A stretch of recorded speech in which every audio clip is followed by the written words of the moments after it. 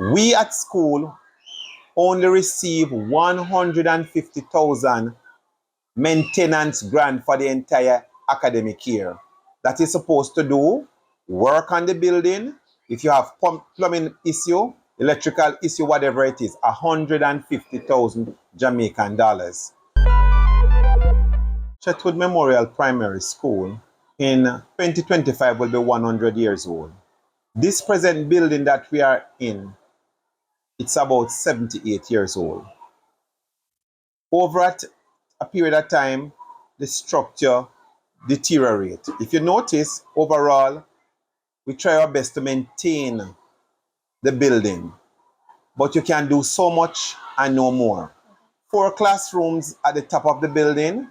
The main building are grade 6 classes. All 4 classes are leaking profusely. We at school only receive 150,000 maintenance grant for the entire academic year. That is supposed to do work on the building. If you have plumbing issue, electrical issue, whatever it is, 150,000 Jamaican dollars. Now, each year we have to maintain school. Presently, I went to buy paint to paint the school, and the bill for the paint alone goes up to $187,000 just for the paint alone. I have to repair 3 classrooms, which you come and see that I have to call back in the carpenter because the problem has not fixed. Presently, for those classrooms, they are still leaking. The grade 3 classroom that you saw flooded out a while ago. We have a grade 1 classroom upstairs that is leaking also. Now I want to let you know that at Chetwood, our children are our most important customers. They are the reason why we come. I have been here now for the past 25 years. GSAT, PEP, the government always set a target for schools as it relates to the subject areas. And I want to let you know, never for the 25 years that the school have ever go below the target level that the government have set. So I'm saying to you that the school, in spite of all the resources, constraints, and the infrastructural problems that we have, the staff come out every day and we teach our children, and the school is getting results academically. But there comes a time when you can do so much and no more. The other funds, yes, we would get that from the canteen. But based on the situation, you have so much funds and no more to use. Being the principal of the school, how difficult is it for the teachers and the students? I mean, it is raining here now. So it's very, very difficult. You came when it is raining. You saw that the classrooms are leaking profusely, and not only leaking, but the grade 3 classes are flooded out. It is very frustrating for the teachers, and our children are uncomfortable. This leaking that you're seeing here, this has been happening for over 6 years now, right? And I say over 6 years because I would have been here for that long in this classroom. Now it's not getting any way better. Trust me, I don't look forward for rainy days because I know very well that I'd have to wear dark colors or something a little bit lighter, since the heat of the classroom also is not so pleasant, just so that I can come and mop, and I have to mop right through the day, just so that my classroom is conducive for learning, for teaching and learning. What is it that you have to do? You have to shift over the benches? All right, so as you notice that the students are a little bit closer, because I have to move desk from out of their place. I can't make the group. It's not only this part, in the middle down there as well.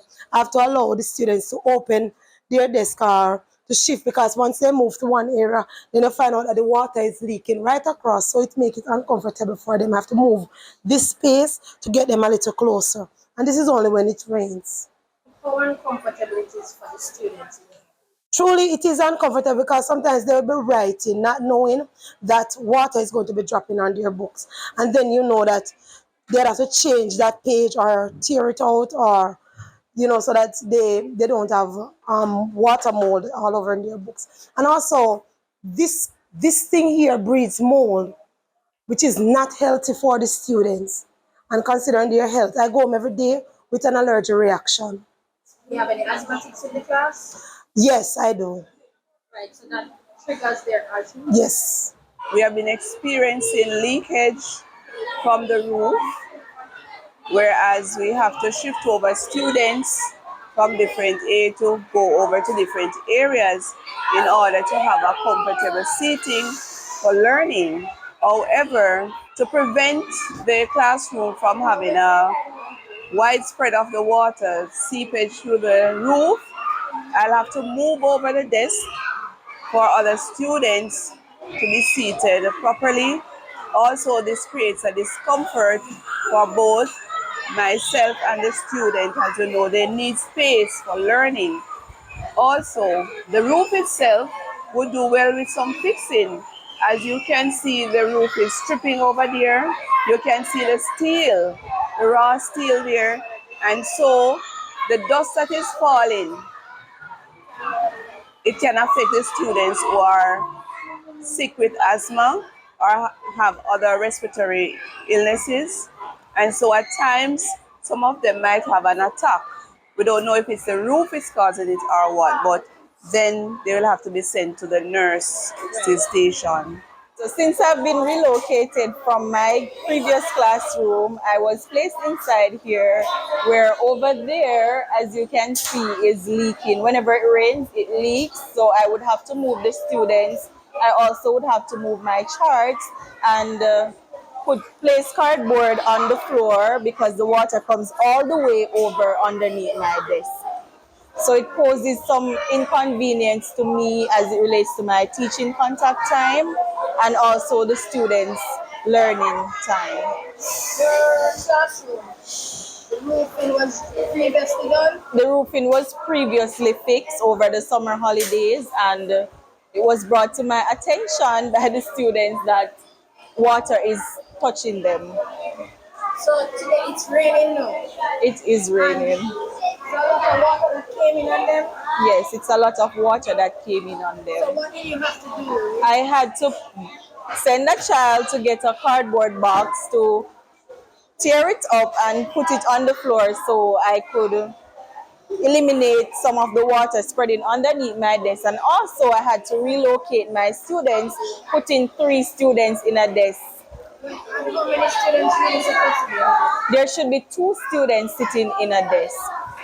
Okay, so that is a bit of an Inconvenience to me for my teaching time and for my students also. As you can see, they are doing their own thing now because I'm not able to carry out the teaching and learning process.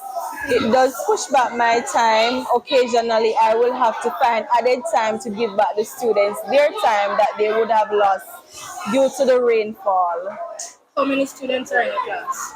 Presently, I have 40 students. So for you having to shift them over, it's gonna be congested. Yes, it is.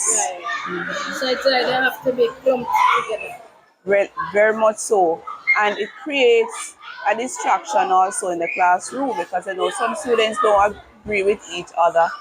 And so sometimes you have to be stopping the lesson to call to them based on what is happening inside here. And I want to let you know that this is not just an immediate problem. This problem that we are experiencing at Chetwood span both administration, JLP and PNP administration. We have been having this perennial problem for years now. And the school, I want to let you know, when we came here 25 years ago, we didn't have perimeter fencing. We as teachers and the Roman Catholic sisters had to work to fence the school. We didn't get any assistance from central government. We had to work. That grade 4 building that you see down there, it is the Roman Catholic sisters along with funds that we garnered at the school that build that building down there. So at Chetwood, it is as if we are the forgotten child, stepchild on the top of the hill who continue to perform in spite of the great difficulties that we experience. And you know why? We will not stop performing because the children are the reason why we come. However, we are asking, be mindful that teachers don't only migrate because of money, but because of the working conditions that we have to work under. And then look at our children. They are our most important asset. The environment is not conducive for learning, and yet they are trying.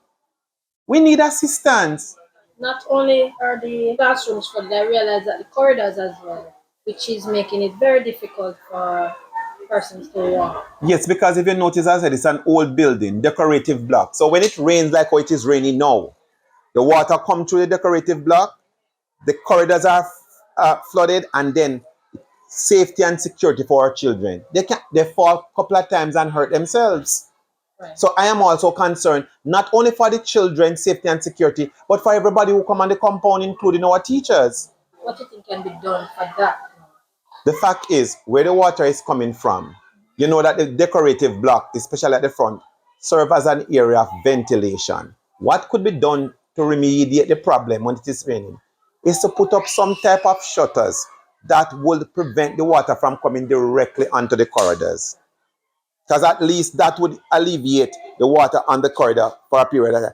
Put up some form of shutters awning that can prevent the water from coming onto the corridors. When it rains, does the water blowing into the classroom or besides the leakage on the ceiling? Sometime, but not to a large extent. The classroom at the lower level would experience more, but upstairs, not to a large extent.